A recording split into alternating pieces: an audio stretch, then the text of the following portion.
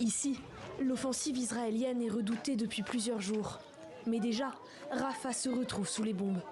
Ce quartier résidentiel a été touché. Il y a d'abord eu une explosion très puissante. Nous avons entendu des cris, des pierres nous tomber dessus. Notre appartement au dernier étage a été touché. Nous avons trouvé des morts au pied de l'immeuble, un père et sa fille. C'est un désastre. Le bâtiment entier a été détruit sans aucun avertissement. Ce mercredi, le Premier ministre israélien a ordonné à son armée de préparer une offensive sur la ville. Ce vendredi, il renchérit et demande la mise en place d'un plan pour évacuer les civils de Rafah en prévision d'une invasion terrestre.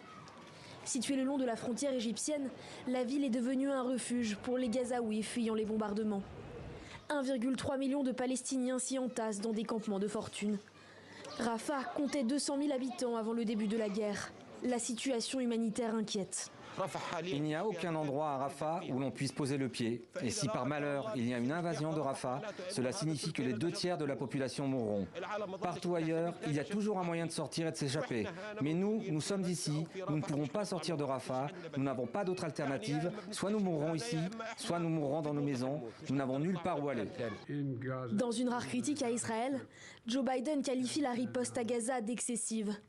Washington a averti ce jeudi d'un désastre à Rafah et assuré ne pas soutenir une opération sans planification sérieuse concernant les civils.